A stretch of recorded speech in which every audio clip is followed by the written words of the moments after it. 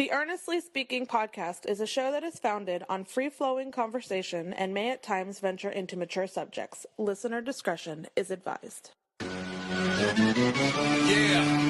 Earnestly Speaking podcast.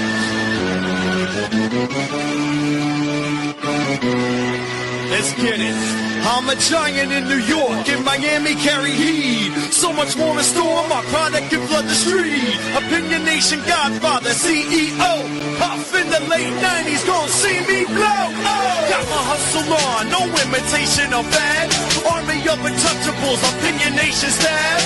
Never an off season, homie, check the numbers. Heart throb in my own right, supplying southern comfort. Earnestly speaking, my ego is well fed. Earnestly speaking, you're too feeble and no threat. See, I'm like a hurricane, you're a mild breeze. Earnestly speaking, leaving Eli a dynasty. Shake!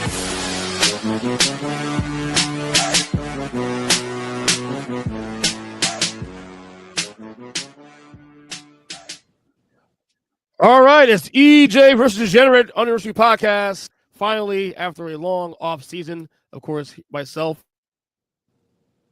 and Zack Degenerate, we're recording this, of course, on the Degenerate is here with us once again. If the screen could, there we go. Now it's incorporated now. Zachary, what's up, bud? Not much, man.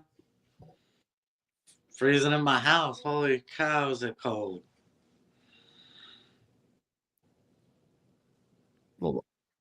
You're freezing up. We have a little delay on the here on the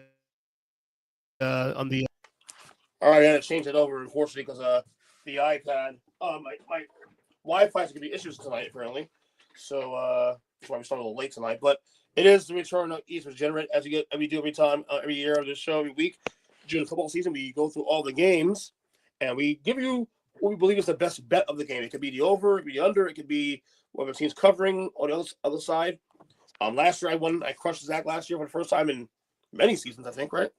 Yeah, I think about 12 seasons, 13 seasons. No. Shut the fuck up. That is not true. That is not true. Maybe about 3 or 4, not 12, 13. What's all wrong with you, bro? How much we smoking today, bro? Seriously. Anyway, how excited are you about football being back? How excited are you? Probably not as excited as I was on Saturday to look at my phone while out on the boat and find out, holy shit, is this score real? Is it really 31-17? No way. Well, we'll come in a second. We'll also, in addition to the best bets we do every week, FSU Minute, of course. So we'll do that as well, too, to close the show. All right, this is the first game. The first game, of course, is on Thursday night. It is the Cowboys at the Eagles. The Eagles are 8-point favorites. The over-under is 47.5. Zach, what you got for this one? Well, I mean, I really love the Eagles when the spread was 5.5 earlier this week. So freaking they made the trade. So now I must feel like I should play it a little safe and take the over. So that's 7. It was originally 7. Then it went to 7.5. Now it's 8. And I feel like that's a reaction to the Michael Parsons trade. Originally, man, literally, I have bets from just last week because I put it in there 5.5.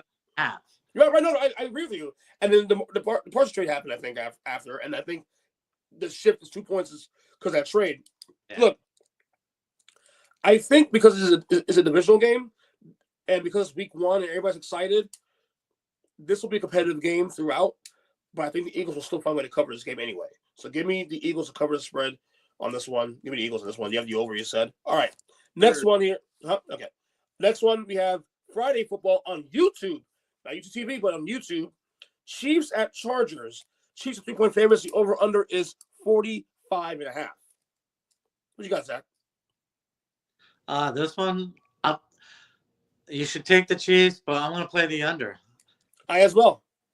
That number is pretty low, but even so, I feel like the defenses are going to. But number one's on the road, number one, and I feel like these teams are going to show up for this game. So, this is I think that's some really big games here. Week 1, off the shoot, some really big divisional games too. Also, I think this AFC West race is going to be very close this year. Oh, absolutely. And with this week 1, Chargers got to figure out what kind of offense they have. They've got one reliable receiver possibly, whereas the Chiefs, they don't have. They're counting on the tight end and a running Yeah. back. Right. So. I'm with you on that one. All right, let's get to Sunday. All right, Sunday games. Bucks at Falcons. The Bucks are 2-point favorites. The over/under, Zach, 47.5. This is probably going to be one of the best games of the weekend, or at least I hope so as a Penix fan. So I'm actually going to take the over in this. I as well. A ton of points. I as well. And don't be surprised if Atlanta steals this game. This is one of those frisky rivalries. Just saying.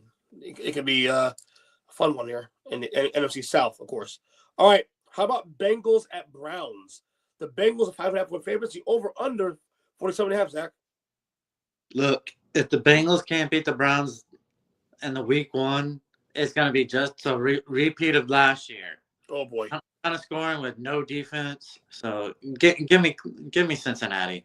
I as well. I think the Browns do give them issues, but the Browns are now imploding now. They're starting from fresh. Joe Flacco's a quarterback. What are we doing here, man? Like, what's there to talk about?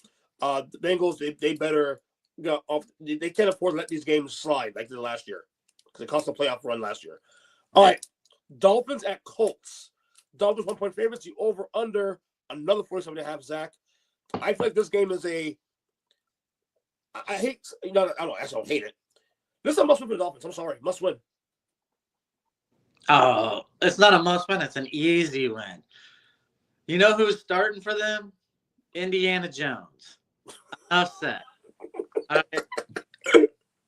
You got Miami in this one? Absolutely.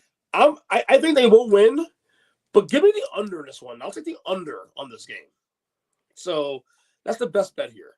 But that's what if the Dolphins lose this game, you will hear all the Mike McDaniel, Chris Greer calling for their heads. It'll be loud out the shoot. Yeah, anyone rooting against the Dolphins are rooting for that. Yeah, of course. All right. Raiders at Patriots. The Pats are 3-point favorites. The over/under 43.5. Zach. This was probably one of the toughest games I thought of the week. So I want to play it safe and take the over. Okay. I went under this one because I don't know which offenses will show up. Like, I know Drake May's pretty good, and they have some weapons there. Mike Vrabel's first year's coach there. You know, they got Geno in Vegas, but I don't know if these offenses are good enough to put more than 40-something points on the board on week 1. So I went safe here. Just give me an under. It is low enough to consider an over, but I went under this one. All right. Cardinals at Saints. The Cardinals are 6.5-point favorites. The over/under, Zach, 43. I mean, it's tough because the Cardinals could probably put up 43 points on their own. This spread just seems way too low. I know the Cardinals road, but no, give me the Cardinals easy. This is probably the lock of the week. Wait, is this your first mortgage bet of the year? No, not yet. Oh, okay. Do you have one? My mortgage has gone way up, so we're yeah. I got Arizona as well too. Yeah, I got Arizona here as well because I just think Saints will be the worst team in football this year. I think we discussed on the podcast a couple weeks ago on our season preview. I think it'll be really bad this year. All right, Steelers at Jets. The return of Aaron Rodgers in New York. Steelers 2.5-point favorites. The over/under, Zach, 38.5. I could easily see the under, but if there's one game I think Aaron Rodgers really wants to show up for, and he has been looking forward to all summer long, is this game. So give me Pittsburgh. Ooh, I think they win this game too also and quite easily, but I'm going to take the under in this one too. I think the Jets' offense sucks on paper. Pittsburgh might put up 30 points themselves, but I don't see Jets put up more than 7. So, so there's your under right there. So give me the under. All right. It's our game, buddy. It's our game. Giants at Commanders. Commanders 5.5-point favorites. The over/under, Zach, 45.5. I smell upset. I would have maybe made this spread. Thought this spread was a little stressful if Jackson Dart was playing and Terry McLaurin was out, but it's the complete reverse of that. So give me the Commanders to whoop a little ass. I have a feeling I feel good about this Giants team. Actually, I'm not saying the playoff team and all this stuff, but I feel like there's an actual direction of this franchise now. Finally, their defense on paper is really, really good. They got a good quarterback room, not a great one. It's a good one, solid. Just don't turn the damn ball over. Washington's probably going to win this game still, but give me the over. Give me the over in this one. Hey, cool. Washington could score 40 points on you right there. No. Stop it. Stop it. All right. Panthers at Jaguars. The Jags are 3.5-point favorites. The over-under, Zach, is 46.5. Well, this is where, as I called it a couple weeks ago, my offensive rookie of the year and my defensive rookie of the year is going to prove why he went number 2 overall, and they traded for him. They are going to light up that scoreboard. Give me Jack. Yeah, I think they win as well, too, though. But I like the under in this one, to be honest with you. I like the under in this one. But, yeah, we'll see. The Jaguars, I think, will be much more improved now this year than they have been in past years. How much, I don't know. Will they pass Texans in the division? We'll see. But I like the under here, though. The best bet. All right, 4 o'clock games. We have the Titans at Broncos. The Broncos are 8-point favorites. The over-under, Zach, is 42.5. It's low. Yeah. I feel like I should probably send out a little PSA. Chris, close your ears, because Titans about to get slaughtered in this game. He really did pick the fucking Titans win division, didn't he? Yes, he did. Crazy ass. So, Denver wins? Denver wins and a massive blowout. I have the same thing, too, also. Denver in a blowout as well, too, on my end. All right, Niners at Seahawks. The Niners are 2.5-point favorites. The over-under, 43.5, Zach. For 1 week, Christian McCaffrey's healthy. Brock Purdy's gotten paid. He's going to want to show why he got paid. I understand he's missing his number 1 wide receiver, but that's okay. Give me San Fran. I as well. The Niners win week 1. Their schedule, we went through it on the podcast a couple weeks ago.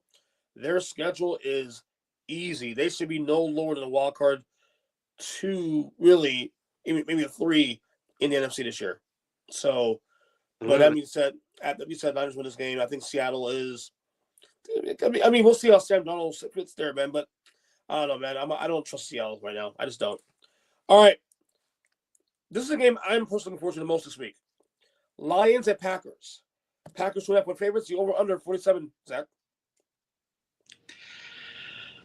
Man, I'm gonna play it safe and just take the over in this game.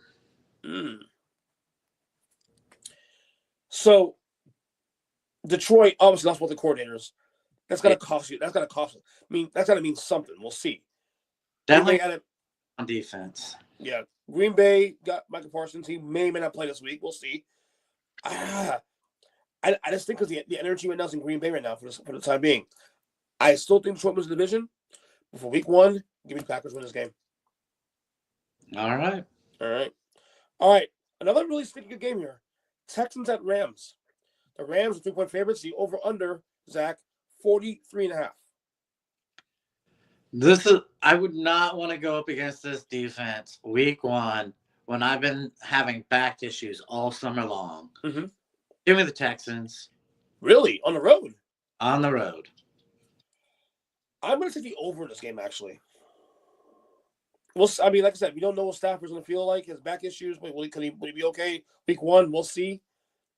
If the number's low enough to get a 24-20, matchup here. So I'll take the over. Screw it. So, all right. Already probably the game of the year. That is the Ravens at Bills. The Ravens are no. The Bills, I believe, are 1 point favorites now as of today. The over/under is 50.5. Well, Ravens always struggle first month of the season. I want to play it safe and just take the Bills. Really? Yeah. Actually, I was right the first time. Ravens are 1 point favorites, actually. I was right the first time. Oh. I'm thinking Baltimore. I think Baltimore is seething after that loss in the divisional round. They know they let opportunity to slide by there because I really believe if they had beaten Buffalo, they also beat Kansas City in the AFL game, even in Arrowhead, honestly.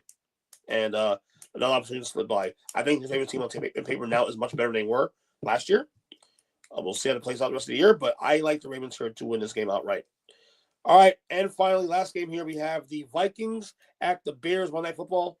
The Vikings 2-point favorites. The over-under, Zach, 44.5. The debut of J.J. McCarthy, man. Look, from everything I've heard, Caleb Williams is still struggling under Ben Johnson. Ben Johnson's great play caller, but that's a complicated playbook for week 1. Give me J.J. McCarthy with his legs. I don't know why, but I like Chicago here in the spot. It's week 1. Look, maybe the Bears are overvalued a little bit. We'll see. But for week 1, anything can play out. And we have a big overreaction on Tuesday about, on the Bears, a playoff team. We'll see. Give the Bears this week, though. Also, they don't have Jordan Addison for the first 3 weeks of the year. That means they could probably double up on JJ, on Jay Jetta, So that in itself could be a problem for Minnesota. And McCarthy's first game is going to be nervous as shit. In Chicago, too, especially. Oh, my God. Give the Bears here in a close one. Give me the Bears. All right. All right. And before we get out of here, because I know it's late, first FSU minute. It's a positive one, buddy. Oh, my God. I felt like I had to jump off the bandwagon of getting rid of the coach. But then I found out just trying to get rid of the coach was going to cost $70 million. So there was no way they were getting rid of him anyway. Yeah. Yes. It was mind-blowing to look at my phone and see at half 17-7 and final score 31-17. Yeah. Just never would have expected it. So here's my question for you. Because, yes, we're both Knowles fans. So I'm happy at the result. No doubt about that. But I also want to be a little reserved, too, also. I mean, obviously, low bar. FSU is better than they were last year. They clear a low bar, 2-10. Come on now. Yeah, way better quarterback. Right. Is this more about FSU being better or more about Alabama really regressing? Because here's the thing.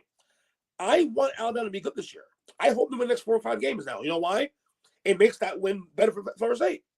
You know what I'm saying? So I don't, but we don't know right now if Bama really has regressed as bad as people think they have. And we need a couple of weeks to see that. And obviously playing in the SEC, you'll know right away how you measure up against the rest of the teams in that conference. But all in all, I watched the game. I was in New York last couple of days, and I missed most of college football this weekend, except the Florida State game. Because that game started when my plane took off. Had on the plane, so I watched the entire game on the plane. And the wife had to calm me down a couple of times. I was going nuts on the plane, like cheering and shit. Like, dude, you're flying. Calm down. But that offense looks different. It looks active. It looks fresh. It looks, I don't know what we're looking for there, but it looks like an offense that actually wants to be there and is trying to just doing things. Castellanos is not just throwing the ball well; he's moving the ball well. And then the defense is playing all the place now and have more confidence. So, look, I don't want to go ahead of myself. They're right number 14 now in the AP poll. But that's if this is a sign of things to come, I'm here for it, man. Oh, absolutely. I think having a quarterback who has confidence and can exude that confidence throughout the team, massively different than what happened last year with DJ. So I'm gonna lie. Yeah. Yep. So, I mean, that is the number one takeaway I have. I still don't believe Alabama is falling on hard times because that coach was just in a title game. And all the recruits that Alabama had and what he could bring in on offense, I just can't imagine they're really going to fall that far. But, yeah, I think it's more of where Florida State is again than what's happening in Alabama. Yeah, I really want to believe that. We'll see what plays there. We play this week at noon. We play East Texas A&M at home. There's no spread on the board at all. Yeah, it's because 50 plus. So we should match our win total for last year this week, right? Absolutely. And if they don't, we got a problem. Well, if we lose this week, man, the world will be falling down again. Yeah, because I believe losing this to Texas A&M, East Texas A&M, will be worse than being, bigger. There'll be more blowback than the possibility of beating Alabama last week. So we should be tuned up at the end of the week, and it should be great. So, anyway, Zach, thanks for staying late for me. I guess that's it for now. Good luck with your picks this week. Giants and Commanders this week should be fun. Aren't you going to Vegas this week too? I am. Fly out Thursday night. You excited? Celebrating our fifth wedding anniversary. That's right. So enjoy your little vacation, of course, and go Giants, right? Look, man, yeah, Giants can go all the way to the tubes. That's about what they're gonna be. All right, buddy. Good job as always, man. All right, man. You take it easy. All right, you got it. Later. Later.